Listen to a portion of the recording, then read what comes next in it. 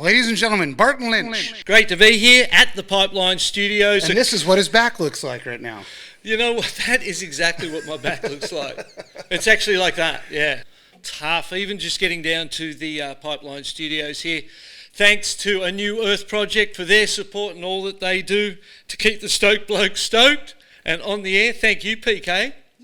You've been... Easy. What have you been doing, mate? You've had a better time than me of it, haven't you? I've been surfing. While you've been laying down on your back, I ran down to Salina Cruz, those right points in Mexico, and visited a couple wave machines. You got a wave and a half. How many waves have you ridden at the Kelly Slater Surf Ranch? One left, two rights, maybe? Not too many. Not too many. And they would be these waves they call the calibrators, that they would run before the event, and so people would get to ride them, but they were hotly contested. And I sat and vultured my best two, one off Peter Mell and one off Martin Potter, paddling towards it. Oh, so you poached. Yeah, poached as it was their turn. You got lucky, they got held behind and you poached it. Yeah, that's the key. That's a good way to do it. You know, that is a weird feeling.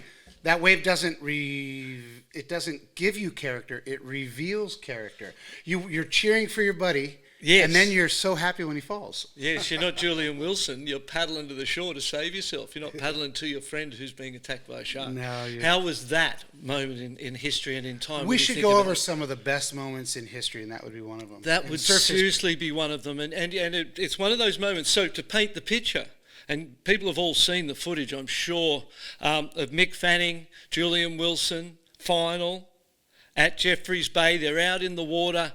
And all of a sudden, the camera's on Mick, and all of a sudden, Mick goes down from the tail, something starts splashing around him. You realise the sharks maybe got tangled up in the leg rope more than gone at him, pulled him under, slapped him. Julian Wilson down the point has the opportunity to paddle straight into the rocks and save yourself, but paddles up the point to his mate to save his mate. And it made you think about yourself, mate. It's one of those moments where you go, what would I have done? How would I have reacted in a moment like that? It's bravo. That was one of those great moments in surfing. And we will review more. That's a great idea. Where are we at in time? We are at that time of year that feels odd. We just had we've had Challenger Series events going on. We had Tahiti, which was amazing, and we'll look back at that a little more as we preview the final five of the World Surf League finals at Lower Trestles for the men and the women, and 5 surfers left in each of those, and they're going to go to that break, that high-performance skate park, and put on a show, and dreams are on the line.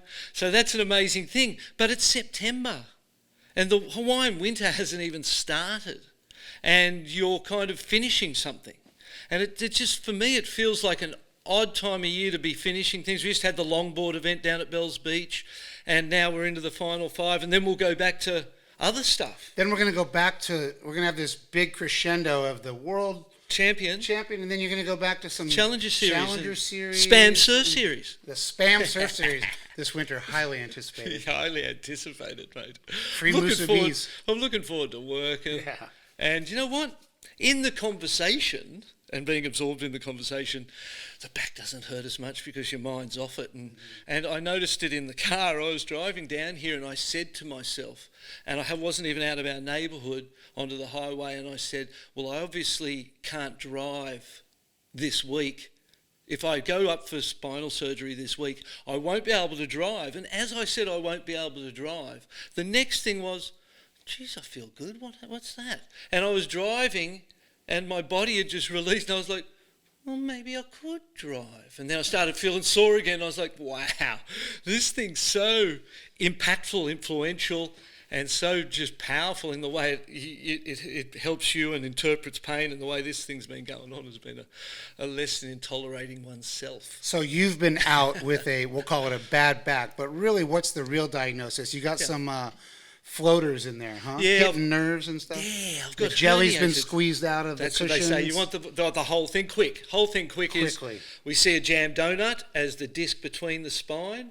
You do something, move in a way that and the jam squirts out the side of the donut. That's called an extrusion. My extrusion is 13 millimetres by 8 millimetres, so that's a pretty centimetre. You think a centimetre and a bit, and then I looked at it on the MRI with the spinal doctor when we did the injections a couple of weeks ago, and he goes, looks more like 13 by 15. The thing was long at the bottom, and I was looking at this big chunk. I went, and that's hitting the nerve. Well, it's either sequestered, which is let go, and it's on its own out there, or it's attached. They couldn't tell, and they said, we're not ruling out the fact that it could be sequestered, but it doesn't look like it is. Then when I had the injection, the first day was just incredible relief, and I was like, I'm back. I woke up the next day, well, man, not quite as good, and it progressively got worse from there. And there was a day 5 days ago where I was walking along and I stepped onto my left leg. The thing just gave way, went into this electric spasm shock of craziness. I'm falling over. I catch myself, get myself back up, and I'm like, oh my God, what was that? And it felt like something moved and shifted in that moment, and all of a sudden the pain's the same shit for you've had for the last 2 months, but presenting in a different. Oh, that thing might have moved. I think it is sequestered. Was where I got to, and that's when I went. You know what? Surgery's the answer. I've tried acupuncture. I've had neural therapy. I've had massage, red lamps, heat maps, ice, saunas, inversion tables, bio changes, maybe the machine. I'll show you this machine I was sitting in front of. I told you I offered to pee on it like urchin. Yeah, no, the urchin won't work. That won't work? No. Oh. But this thing might have a look at this. Who knows? That doesn't seem safe. I'm sitting in front of that biocharger going, this is life. I don't know about that. So in reality, I've tried a lot of things. Just stand in front of a microwave. Exactly, and with metal. your back to it. And so I just figured it's time, mate. Surgery. Go to the next thing. We go to the surgery, takes that out. Good people around me, and I'm not, I embrace surgery. I've had a lot of them, and I've always come out going, oh, I'm glad I did that. So what? We'll get this done. In 1 or 2 weeks from now, hopefully? Yeah, hopefully this week. That's good to get this podcast done, and then hopefully this week I'll get it done, and then we'll be on the way to improving. So appreciate all the people, the amount of comments and stuff on the social media, because I've been quite honest about what I've been going through and sharing it a little bit, and I've got a lot of advice from all sorts, but you see it all, and there's similarities and general things that I've been doing. The Mackenzie back protocol, I've been doing the kneeling founder from foundation training every day. I've been doing some cat-cow. I've been doing a lot of stuff, mate, and going backwards. Wow. Science, come and save me. Quick question, Barton. If there was the final 5 back in your day, how many times would you have been in that finals day? How many times were you in the final 5? That's a good question.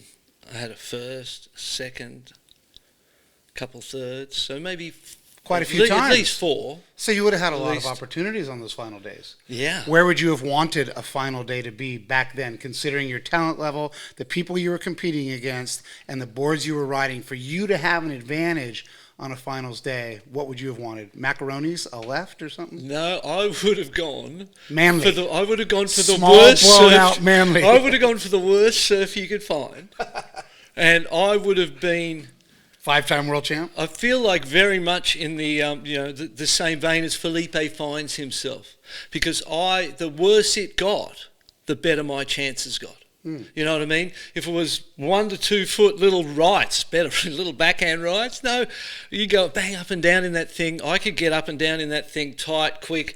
I'd deliver them 2-3 turn combos a lot, mate. Back then, I look at now in the way the scoring is to go. It's easier to get points back now. If all I got to do is 2-3 big backhand verts, bang bang. You never would have gone left. I've never, well, unless you go to barrel. Yeah. But so it's an interesting question as to where you would like it to be. You would have gone for Manly, obviously. No, and ultimately I would have went for Pipeline every day. Yeah. You know what I mean? You don't want. What do you want to win? That's the right thing. And you want to win at Pipeline. Or you want Which to win, you did. And you want to win in that. You want one of them days where you get the chance to do that. I think, So, and it's interesting. 87. The world title's on. There's 5 or 6 of us in that final 5. There was Damien Hardman, Gary Elkerton, Barton Lynch, Tom Carroll, Tom Curran, call it, going into the last event of the year. and we could all win it. But for the majority of that year, I had led those ratings by a mile. And in the first 7 events, I won 3, had 2 seconds, 5 finals, and 2 fifths in the first 7 events. And I was on, mate. And I beat Curran in the semis at the US Open, then went back to back and beat him in the final at Lacanau.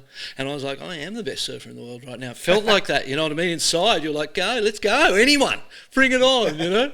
And it was so exciting. And then, like others have experienced in the past, you look over your shoulder and you have a stumble. And I lost first round after the back-to-back wins. I went down to Hossegor and lost first round. I've told you this story before, right?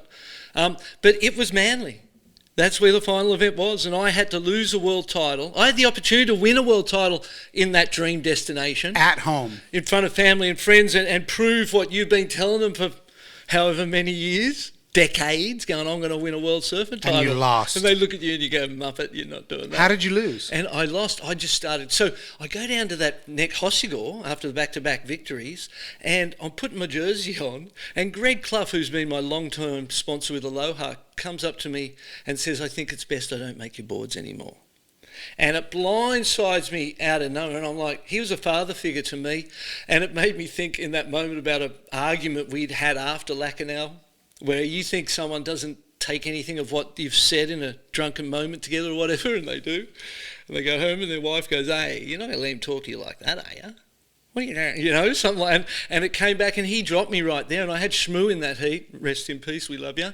And I put the jersey on, I paddle out, and I'm baffled. I lose. I never lost first round. Fuck, you look at my career. So the format was set up where you could lose first round. There was no so safety net for me, back then. For me, yeah, I lost first round. But you know what I mean? There was no like losers bracket in the first round. You didn't go to another heat. No. There's no 2 chances. You've flown all that way, 1 chance. And that's what happened. And I lost that third, got a first round loss, and I was like, which is 17th, I suppose, and I was like, the hell, and that was scary. Oh, another loss. No, and they're coming, and I'm crumbling. And it's emotional. It's a real roller coaster of a back end of a year, and you lose the world title at home in front of your family and friends, and have that dream turn into a nightmare you have to live through. Who'd you lose to at home? Who'd you lose to at home? Dummer and I were the ones who duked that thing out properly. The others kind of went early.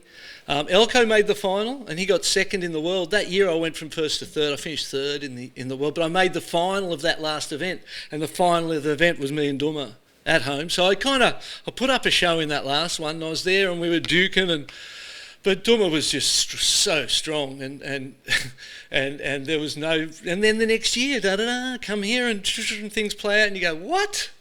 That was worth going through that hell for, you know what I mean? So you won the next year at Pipe. Yeah, mate. So that's it's one of those things where you go, wow, you have to deal with it in the moment, but longer term you see the reason why you have to deal with it. Never give up, never surrender. Never surrender, never give in, never let the enemy win was a song by the Blitz, and I used to have that on my headphones. Really? Yeah, on a tape.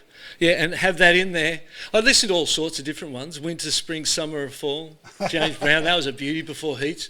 Or, he's one, I'm a steamroller, baby. I'm going to roll all over you. I've won contests where I've had that headphone on. I've had James that singing that song, and it finishes the exact perfect time. I take that thing off. I walk out. I surf unbelievable. Win the final. Come in and go. Oh, that was part of the rhythm, mate. So music set the tone for a lot of what you were doing. Different moods and things. But there wasn't much surrendering going on. Well, you were fighting for what was there. 8th to the 16th of September, lower trestles. I hear on the grapevine that the early part of the forecast has got a swell. The back end might not look that good. They only need 1 day. They only need 1 day, and it doesn't want to be too big. It's good in that 3 to 4 foot range, whatever. Yeah, when it's on the reef. Maxed out at 5 feet. Yeah. So on the women's side, Carissa Moore, number 1. Tyler Wright, number 2, everyone knows this. Caroline Marks, Molly Picklum, Caitlin Simmers fought her way back in there at Chopu. She's just the best. She's amazing. How's the ones at the box? Insane. Come from way deep and pulling lines. So she's the future of Molly Picklum as well. Men's, Felipe, number 1, Griffin, number 2, Ethan, Joel and Jack Robinson in number 5. Is there a spot that's better than any other to come from? If you could come as any seed into this draw, into this event, into a one-day competition, where would you like to come from, Peter Cake? Well, third and second, because they just have the one match together.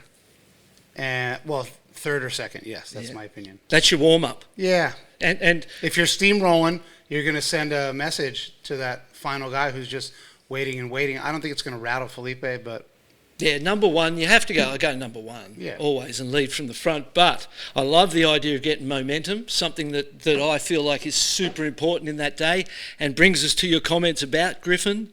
And he's a superstar. Let's talk on a deeper level about the energy and support system that's going to be on the beach there. There's merchandise out on the gram being sold. The whole 2% movement, the culmination of perhaps the most dynamic, incredible year of a surfing force, maiden year of a surfing force ever, of any energy. The Brazilian Storm took longer. You know, this thing, 2% and the whole San Clemente movement that has taken on a more organised, structured, supportive, professional, real-life application of friendship. And it is powering people to places onto the tour. Cole and Griffin's brothers coming with him. yeah. That's incredible. And they go down to lower trestles, and all of that momentum that this year has had for that group of individuals, driven by Kalohe, and then a support act of so many, and then there's just local dudes, and then there's kids coming up who are looking at this, are going to be just given the greatest foot up ever with this whole thing. I feel like that's the Cinderella story.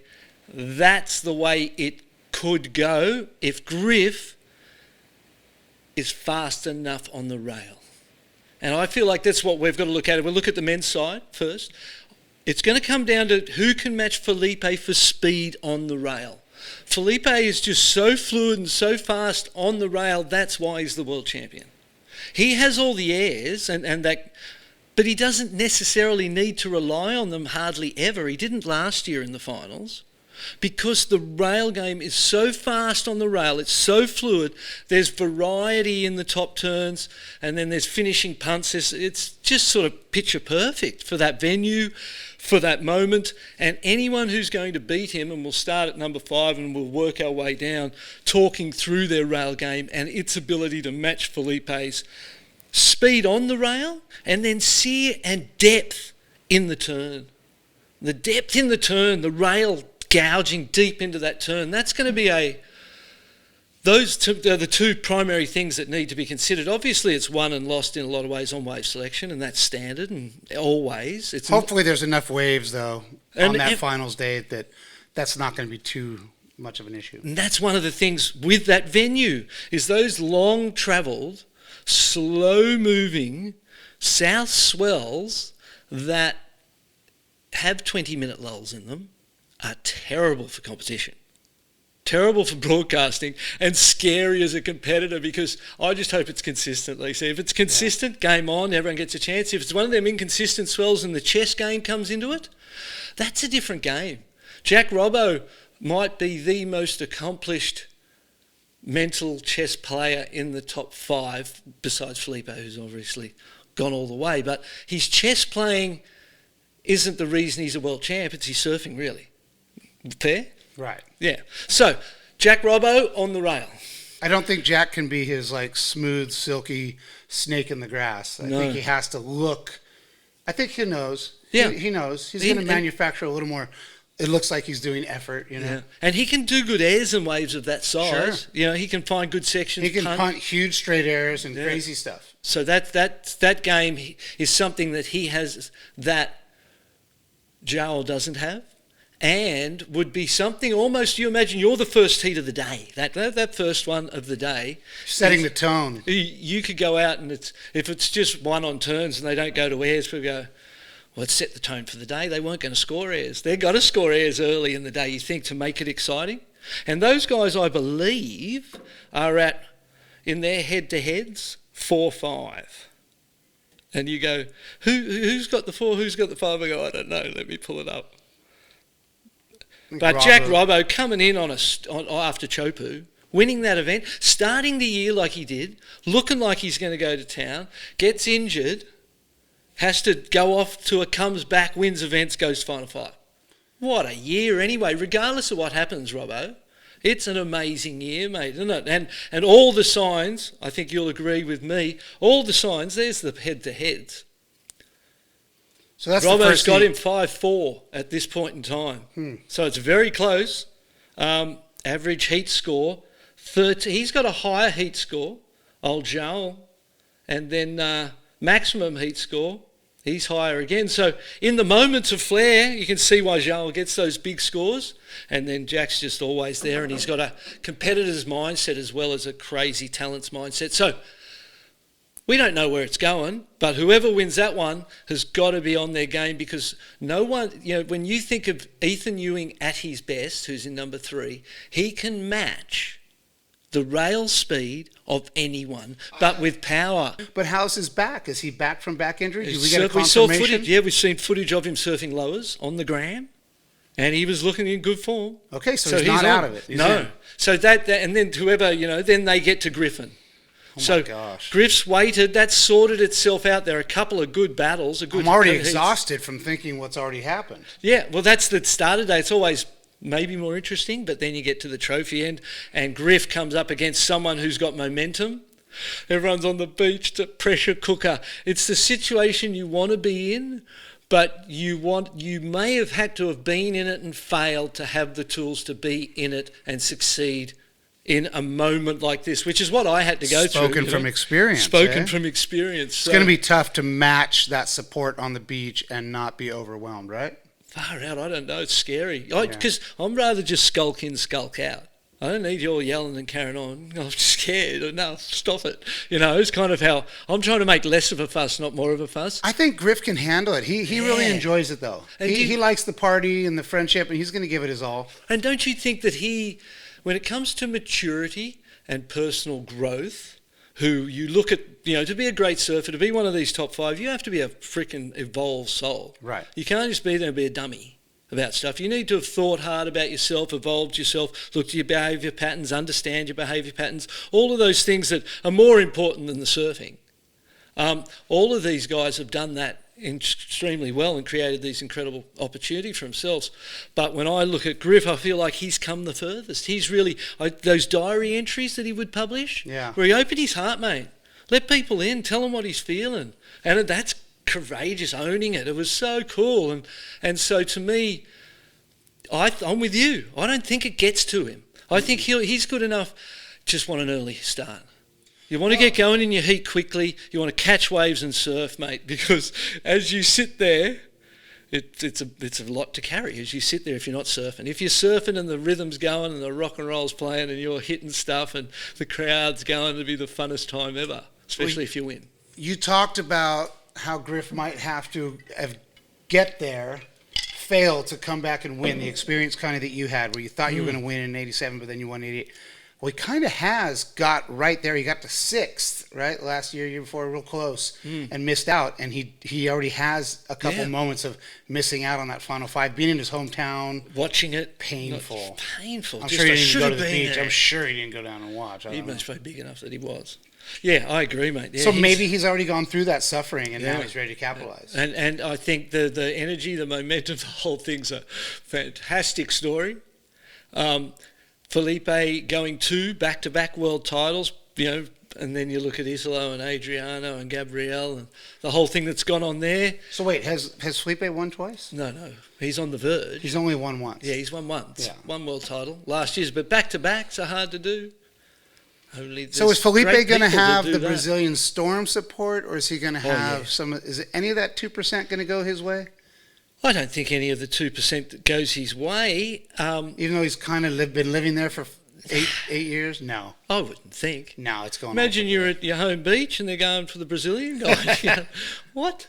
Nothing against Brazilian people, but I see they have a massive Brazilian population. They will go to most events and drown out locals because they don't have much going. Well, you and I have been to a bunch of WSL events, of course, and I remember being at Snapper, and the whole beach was Australian, and all of a sudden, Felipe would win, and out of the sand came 30,000 heads. Drums playing. Like, where were these Brazilian people an hour ago? Like, Yeah. all of a sudden, I was in Sao Paulo. It was They're like, there, mate. had they been here the whole time? Yeah, exactly. Like, they're secretly everywhere, and I think there's going to be a huge Brazilian contingent on that beach. That's right, and that will be a... I mean, Joao and Felipe, well represented. Can I say, hard for me to consider a final five without Gabriel Medina in it. Just don't make sense. It doesn't seem Crazy, real, huh? does it? I go, wow. And then I go, oh, John too. No Italo? And Italo. Those three, you go, well, it's, you know, and they're replaced by what? Joao, Jack, and Ethan. So interesting, Wow. if you did on that same day a Grand Prix event with Gabriel, John, and Italo at, say, Tavarua, that's 8 foot, Who would tune in where? who would tune in where? See the way he thinks. I'm not Oh. against these Grand Prix style events with Yeah. eight surfers or something No, at a no, great no. wave. I'm not against. That's like a major tournament during the year. That'd be kind of cool. There needs to be product. There Yeah. needs to be all sorts of tours, all sorts of events, all sorts of things. You know, when you know the surfers that are out there, even just Matt Miola's stuff, like I just look at that and go, oh, please, John should There's call such- Gabriel and go surfing at Tavarua that day. come on my boat. We'll And sail we'll film down it there. live. I love it, mate. But, you know, you'll get us in trouble. Is that a conspiracy theory? Listen, seriously, are they... It's funny when you watch the... What I've noticed now is that you watch social media, you watch the world of your information coming at you, and then things become real. And they're kind of in the habit of telling you what they're going to do.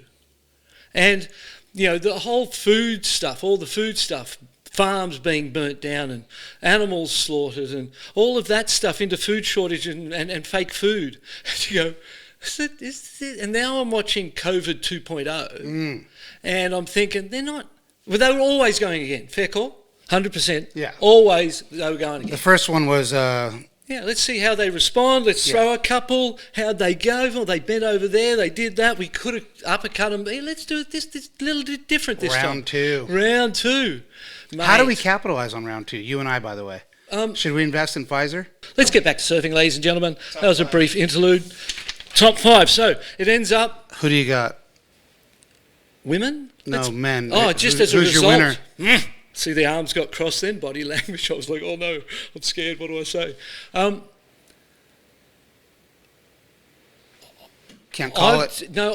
I don't see anybody being faster on the rail Than than Felipe. Felipe. The smaller it gets and the softer the face, the more chance he has. The less consistent it is, the better chance he has. Strategically, he doesn't have to ride the best waves to win, right? Everybody else have to ride the best waves and have to be at their best. So there's a lot of pressure on those other people to get to the final against him.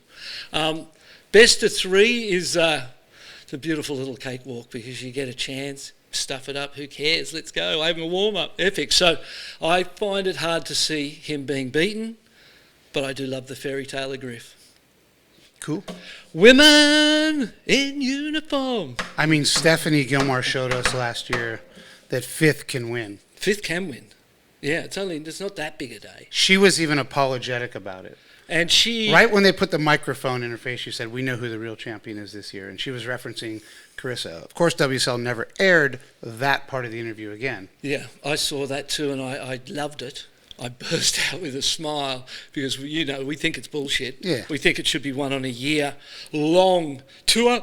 And the only people that go to any type of Final 5, like a final event, would be those who mathematically can win the world title in the last event. That's right. And she didn't even have a mathematical chance of passing Carissa if that was one more event. If that was one more event. Yeah, that is awkward, huh? I And didn't then look, you I saw didn't the look at the ratings. ratings this year, did you? You look at the ratings. No, Did you look at them this year, though? No, I did not. Yeah, I don't know about the numbers. Maybe we should quick. I'll have a quick look. So, 5th place on that side, we know it's possible to come from last as Steph did and win. It doesn't necessarily make anyone feel good. I think they don't want it happening. Right. They love Stephanie Gilmore their finals day. unreal. But I don't think they want her, fifth place going and winning again. Again, Carissa Moore is number one. She would be the favourite. Tyler Wright, there is always a groundswell undercurrent of momentum and energy and support for Tyler at these events. I feel that energetically. There's great favour to her succeeding, and not to suggest that things are but energetically everything contributes. And I used to look and feel for those energies and try and understand those energies and manipulate them so you were in favour. And the great Rabbit Bartholomew said it to me when I was a grommet and at a bit of a dead end. He said, "BL, you just got to write yourself into the script." And I was looking at the surfing world and I was like, well, you got Tom Curran, Tom Carroll, Mark Occhilupo, Martin Potter, Damien Hardman, Derek Ho, and on and on. And I was like, why do they need me?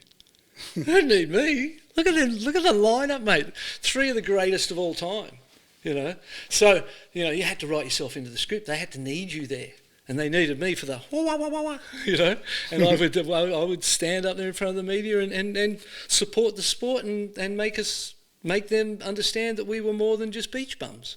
And that became partly my role, was to legitimise what we were doing because I had communication skills. So I figured that. So there's playing on all sorts.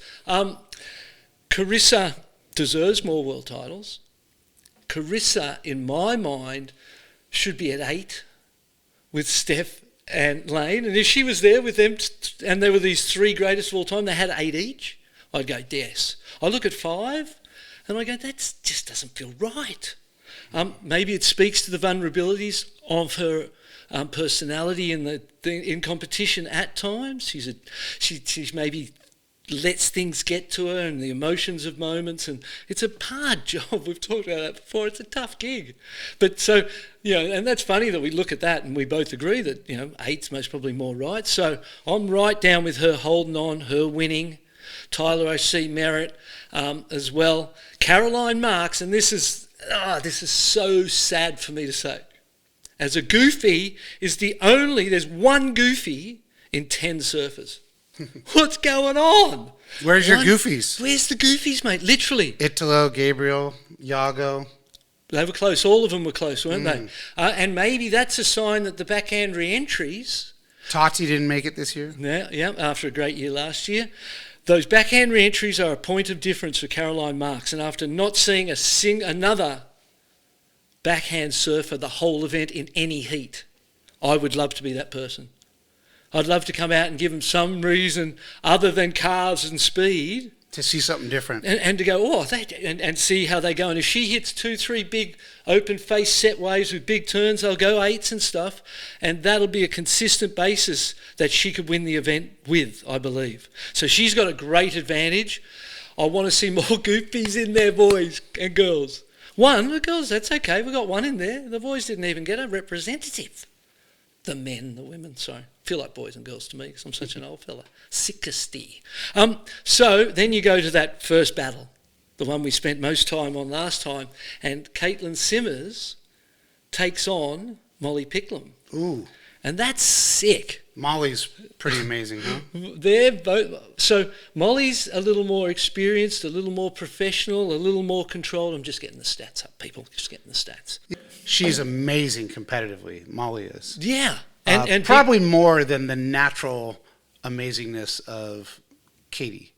And I would think that that's more in her personality, her maturity, the stability and confidence that she carries, that young lady. That's going to be a crazy heat. She's champion all round, mate, Molly Picklum. I think she's former Blast-Off champion. There you go. And Blast-Off's coming up too. We're excited. We're getting them in production. Video so challenges coming. So let's get back to this. I feel like Molly could come from that position and win. And Caitlin, is she more dangerous in waves of consequence, a la John Florence, that type of a surfer? Does she, at that point when others start pulling back, she doesn't pull back and she goes. So she has an advantage there. She was able to force her way with this, Chopu effort. So the stats, Molly Picklum 4, Sorry, keep you up, mate. Caitlin Simmers 5. So Caitlin Simmers has the edge, 5-4 over Molly. We feel like Molly has a little more maturity and a little more potential to handle a finals day in a moment like this. For the first time, Caitlin Simmers, she has all the performance to win. If she goes out and just does, and it's just like a grommet and don't care and just blows up, she could go all the way. So I see the women's side as fascinating too. It's a great final 5. How many heats is that to come from all the way back there? You go 5th and 4th, and then you have your 3rd one, then you have your 2nd one. They're 4 heats. Then 2 out of 3, though, the last one. 2 out of 3, yeah. That could be a big day. Yeah, but still, you've got to be designed to surf all day. In, out, in, out. So then it comes down to who manages the pressure, the expectation, what you do in between heats, how you switch off, switch on. What you eat. Yeah, all of that. The management of that day, Stephanie Gilmore must have done an amazing job of that. She did an incredible job of that because she managed that whole day and kind of was still able to go, yeah, we know who the champ was. It's good. It was okay. Thanks. Yeah. But Carissa, you know. That's a lot of surfing. Not really. Really? I don't think. Well, I guess know what 3 it is? waves of heat. It's not that much. And it's best 2, right? And that's why there's slower heats and wave selection becomes more important because if you imagine, the less waves you count, the more important wave selection is. You count 1 wave, it's all wave selection. You count 2, it's still lopsided. I'm an advocate of best 3 in these 30-minute heats. Best 2's so boring, takes so long, they wait so much, and it's just a waiting game. Best 3, at least you're going to see 6 for sure, not 4. And you got, so you're going to see 8, most probably, whatever. So I think best 3 with 30 minutes, a wave every 10 minutes, a wave every 5, depending how many waves in a set, that's not too chess-like. And you're picking, just to be sure, Yeah. you're picking the favorites. You're picking Carissa and Felipe as your most likely winners. No. No, don't put words in Barton's mouth. I'm going to pick Caroline Marks. Caroline Marks to win. Her One first goofy. time in the final 5. Yeah. Backhand verts, smooth, Occy-like. It's He's gonna be like going watch with it the all. goofy. I see what you did there. I have to. It's a silly question. Yeah. I can't believe you asked me one. I think I'm going to be so non-partisan. Okay, so Caroline and Felipe. Does Caroline yes. get in on that 2% love? Because she's that's been a good living in question. San Clemente. She's friends with all of them. Oh, but and it'd be interesting to see it merge and go across genders and be something that was for the good. That's going to be something to watch. mate. Katie's Oceanside, but I don't think she's real San Clemente connected. No, but she's California, and that's more important, right? When was the last time? What's going on here? When's the last time a Californian was world champ? Tom Curran. Tom Curran. And then you go to the women's side and Kim Merring. Kim Merrick. There's one. Let's think if there's anything after her. Obviously, Frida Zamba. Perhaps, Lisa is from Florida, Lisa Yeah. Anderson, but she spent all her time in California. So kind of everyone migrates to California eventually. Can I say that Frida Zamba's perhaps the most underrated surfer, How good competitive was she? surfer of all time? She was great, huh? She was incredible. She was 4 world championships. She could have had 8 too, mate. She was amazing. So, yeah, and much underrated. We don't hear much of her. Doesn't really, she's someone who would be... Florida has more world titles than anyone. How's Florida? More world titles than Bob anyone. Goods. Lisa. Amazing, mate. I watched Lisa's movie the other day in my crippled state. And that was a great watch. I loved it, eh? And it was her story, and I remember that young girl, and I remember the journey that it was. It was a real journey, a life journey of ups and downs and highs and lows and making a dream come true. And if you get to finals day and you haven't been through a few of them, then maybe you're not the guider who's going to come out the other end, eh? And Lisa Anderson's film, I loved it. Best wishes to all of the competitors on finals day, the 10 of you, and that one goofy footer, Caroline Marks. Come on. PK, thank you for everything, mate. Yeah. We're going to, we might just pirate a couple of these heats on finals day. Oh, I like that. Might do it from the shed and just set up the old Instagram live. And You might be doing it from a hospital bed. I might be doing it from the hospital. That'd be fun. Thank you for tuning in, peoples. We love you, and we'll see you soon.